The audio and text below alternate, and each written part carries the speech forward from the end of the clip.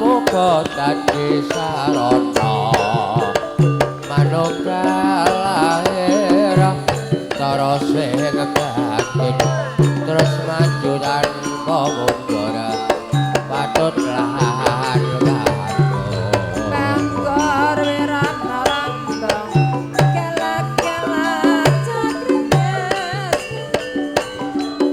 rasana muga dadi sarana manunggal lahir terus ing batin terus maju tanpa mundur badhet lan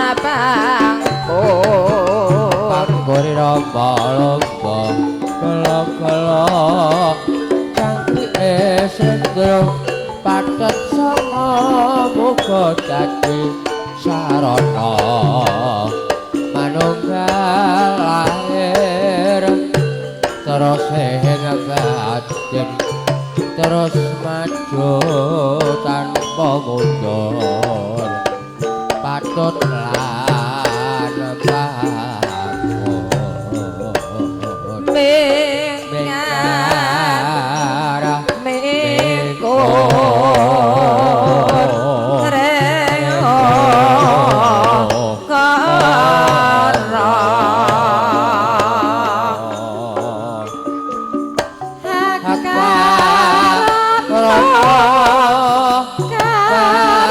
hakaran parati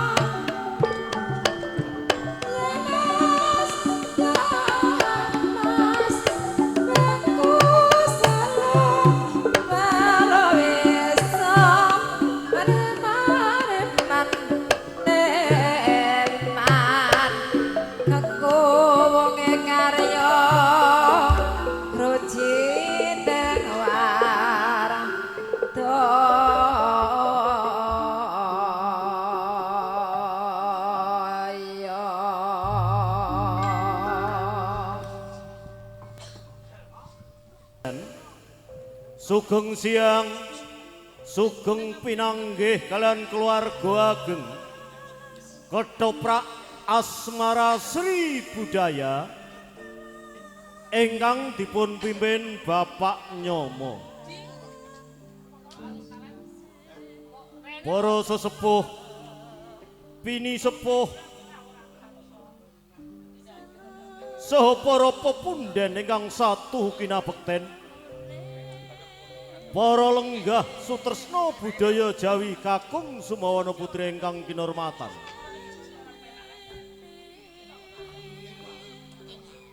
Sasampunipun panjenengan sami amirsani pasugotra tari budaya Srimbi ingkang dipun paragani para seniwati kita kanthi kairingan para pengrawit marga laras ingkang dipun pandegani Raka Mas Jogemin kanthi ringing swarawati kita utawi pesinden kita Ibu Sukesi dalah bintang tamu saking kutha Rembang Ibu Sampiyati. Para lenggah cunduk kalan pangriptanipun Dewan Sutradara Dalang Haris Widyarsa ing siang mangke sengadi badhe mbeberaken carya sejarah Jawi minangkani pamundutan Subroto Kembar seri perangan Suminton Eda.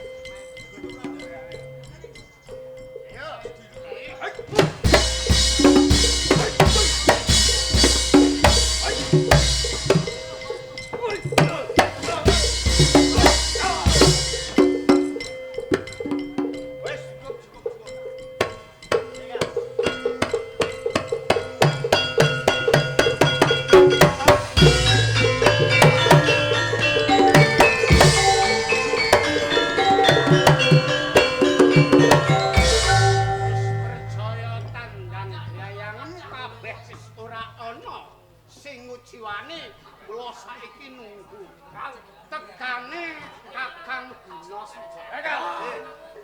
Weh, ora kena dirasani.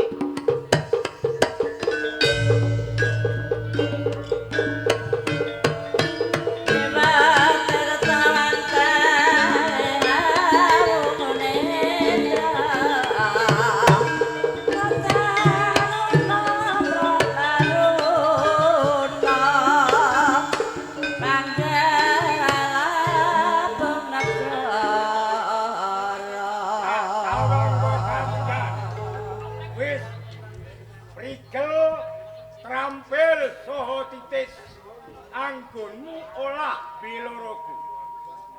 Kakang Guna Suja. Piye? Nek perkara olah bilaraga kabeh wis ora padha ninggalake. Nah. Saben dina tansah olah bilaraga. Apa sebabe kowe kabeh tak kongkon olah biloroku? Amarga aku kepengin mulyakno kowe kabeh. Nek kowe mung dadi rampok lan bijal manggone ning tengahing alas.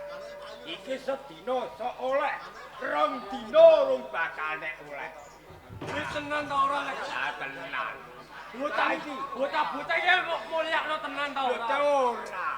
Wis to. Nek kowe nyegat ning alas iki mangu wis oleh kaya apa urung? Urung. Ya, Iki wis ana 10 dina ora oleh. Kaya durung ana wong liwat. nek kowe kepengin oleh kowe saben dina. Garah raya nang pinggiring kutha. Malah ngene gawean daerah raya ning kutha. Iki Lah nek ning pinggir kutha mesti kowe bakal entuk. Ora bakal wong pinggire kutha kuwi wani karo kowe kabeh. Lah mengko nek ngantek kecekel piye, Kang? Nek perkara kecekel aku sing tanggung. Tak tanggung. Sampeyan ampun goroh lho, Kang. Ora. Wis nek perkara kecekelmu bocah-bocah aku sing tanggung. sing tenan lho Kakang Guna Suja. Tenan. Umpama kowe iki cilik gedene ndas aku nglambrangke karo aku mesti wae Kakang Guna Suja tak kira yo padha karo ngateni jalan panganku padha karo Bener kuwi, Kang. karo aku. Nek aku ora tresno karo kowe, ora seneng karo kowe. Lah apa aku ngumpul kowe kabeh iki lho. Ah, saiki ngene wae. Gawe geger menang ing galek. Nek wong wis sapi jago sapine. Apine jalo. Nek ora paringke omahe ojo. Nah, sing dibondo akeh yalu yanjane. Wis ya penak tenan iki. Ora oleh pateni. Ora oleh pateni. Budale. Ayo di.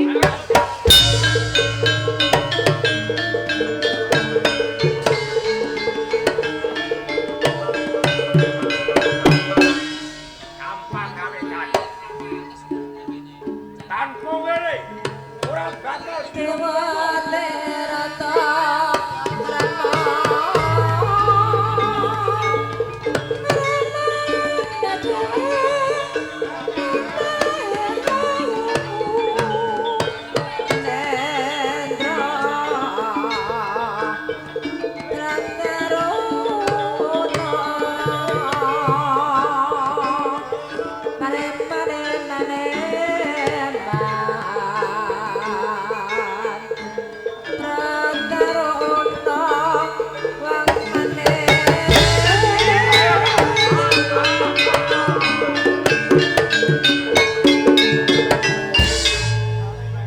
Etokane sandangane mas-masan tok iku, Kang. Iki mengko jalo Halo. kanggo setahun. Walah nek kuwi yo berang-berang tahun gak entekno lek Kang. Ya bagus-bagus kok. Iki ae mas lho, Kang. Mas. Kuwi Mas. Mas. Mas-masan. Yo kebeneran. Mangko dhisik sedulur kok teges aku tambuh kelawan sira-sira kabeh mono ora untenane lagi sepisan iki aku ketemu kelawan kowe kabeh sandang penganggomu sarwa ireng rame-rame ana ing alas kelampis kene sapa jenengmu lan wong saka ngendi kowe kuwi Nggih dipun wanohaken kemawon. Kula Sura Tegel. Ya pinangka tuwa-tuwan janing kabeh adik iki ya alas rebubuk kene iki. Lah bali takon. Sing aran Sura Tegel iki kowe. Lah dalah.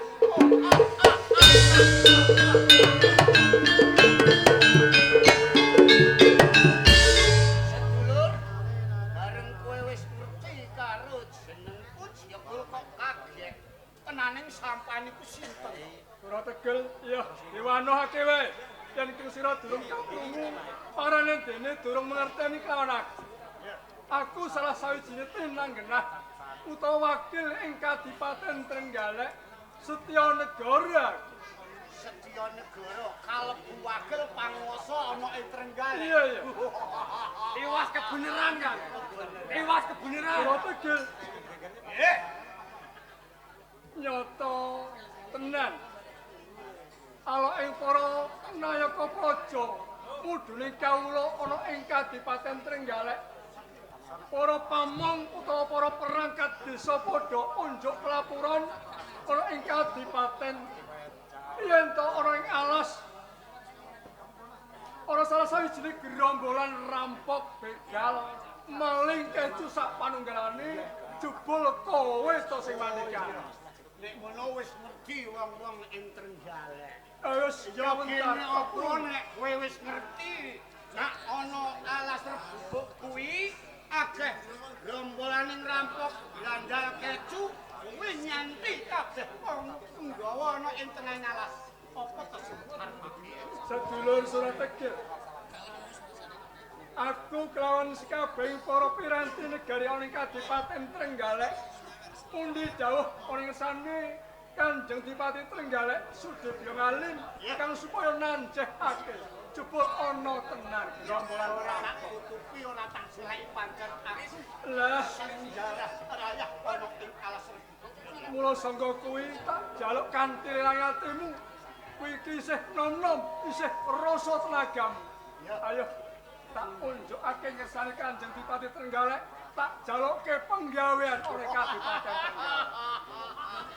Penak kowe lara aku. Nek aku wis dadi mbok sowanke ana ing Kadipaten Trenggalek terus arep apa? Mbadhok apa aku? Ya kesel ngeman. Aja nganti ngrusak, aja gawe kapitunane wong liya.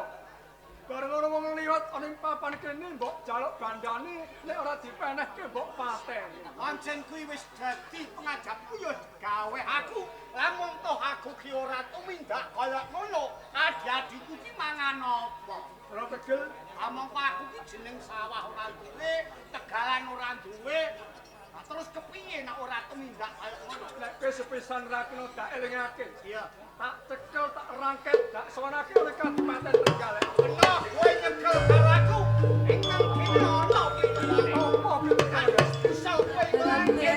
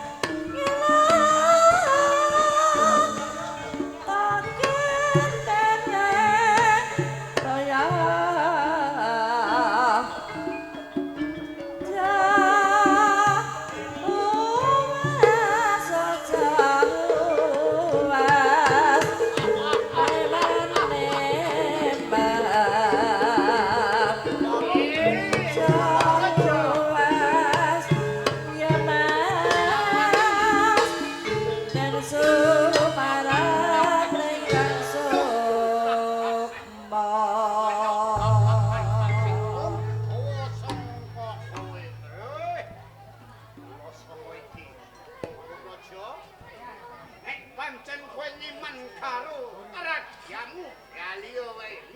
Senajan tos prajurit ing Kadipaten Trenggalek akeh pangorbanan. Ayo yen aku ora bisa nyekel kelane kowe, ora bakal bali saka ing kene. Dadi kowe sing wani. Yo, nek pancen